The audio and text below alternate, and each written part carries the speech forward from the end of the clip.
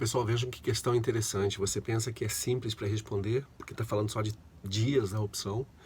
A gente vai fazer agora uma questão por concurso de juiz leigo para o Tribunal de Justiça de Goiás. E a resposta eu achei brilhante. Vejam que interessante a resposta.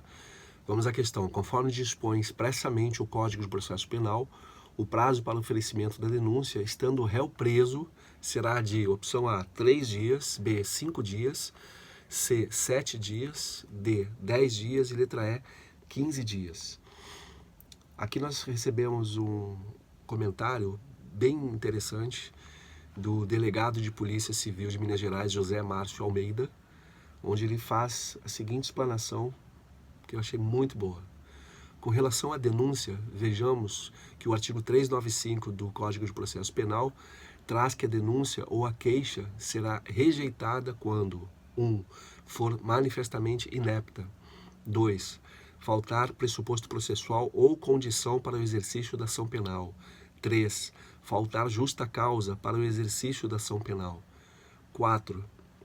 Desculpa, não é 4. A inépcia da denúncia ou da queixa ocorre quando ausentes os requisitos do artigo 41 do Código de Processo Penal, sendo estes, número 1, a exposição do fato criminoso com todas as circunstâncias.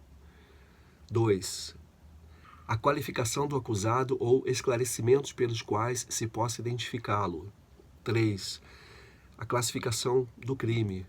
Agora sim, 4. Quando necessário, o rol das testemunhas. Já as condições da ação são 1. Legitimidade. Deve figurar no polo ativo o Ministério Público ou o querelante e no polo passivo o réu. 2. Segunda condição da ação. 2. Interesse de agir, que se subdivide em 2A. Necessidade, se há realmente a necessidade da propositura da ação penal ou se o conflito pode ser resolvido por outros meios. E 2B. Adequação. O meio utilizado deve ser adequado ao pedido feito. E 2C. Utilidade, que é a possibilidade de ser aplicada uma sanção penal no caso concreto. 3. A possibilidade jurídica do pedido deve ser a demanda juridicamente admitida.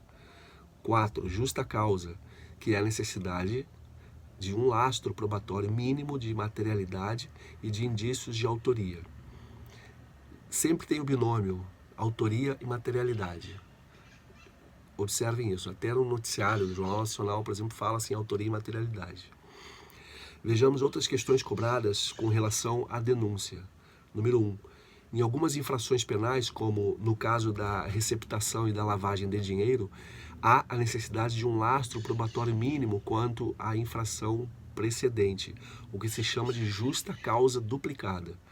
A Lei 9.613 de 98 traz em seu artigo 2º, parágrafo 1º, exemplo do aqui descrito. Parágrafo 1º. A denúncia será instruída com indícios suficientes da existência da infração penal antecedente, sendo puníveis os fatos previstos nesta lei, ainda que desconhecido ou isento de pena o autor, ou extinta a punibilidade da infração penal antecedente. Número 2. A criptoimputação é a denúncia com grave deficiência na narrativa dos fatos imputados, o que contraria o artigo 41 do CPP e, por isso, deve ser considerada inepta nos termos do artigo 395, no inciso 1º do Código de Processo Penal. 3. A denúncia geral é aquela que atribui a mesma conduta a todos os denunciados, quando não é possível a delimitação das condutas e haja indícios de que todos atuaram com vontade voltada para o mesmo fim, aceita pela jurisprudência do STJ.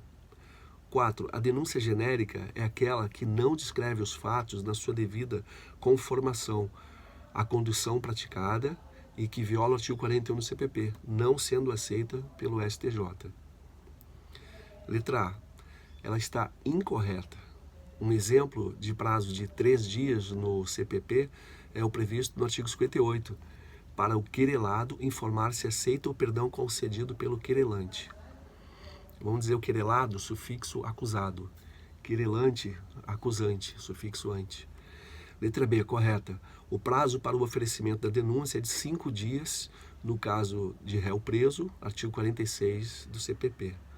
Essa é a correta. São 5 dias, então, para o oferecimento da denúncia.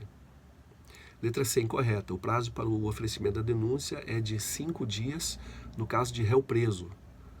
Olha a diferença em relação ao gabarito. 5 dias para o réu preso, de acordo com o artigo 46 do CPP. Com relação a prazo previsto no CPP, destaco que o prazo de 30 dias para o término do inquérito policial, no caso de investigado solto, artigo 10 do CPP. E letra D está incorreta, porque um exemplo de prazo de 10 dias previsto no CPP é para o término do inquérito policial no caso de investigado preso, artigo 10 do citado Codex. E letra E, ela está incorreta, o prazo de 15 dias é para o oferecimento da denúncia no caso de réu solto, artigo 46 do CPP. Então a resposta, o gabarito é letra B, e aqui segue uma dica interessante. No momento em que estiver estudando as questões, faça sempre a leitura da lei e anote as partes que achar mais importantes e que chamarem a sua atenção. A gente chama de remissão lícita.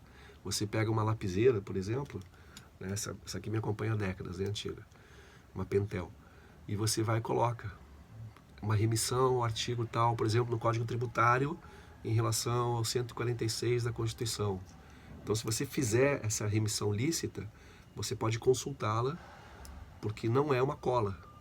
Tem questões em que a pessoa está fraudando, ela está colando e ela não vai poder usar, por exemplo, o seu vade-mecum ou a consulta da lei seca. Boa prova, gente. Fiquem com Deus. Boa sorte. Vamos para as próximas questões.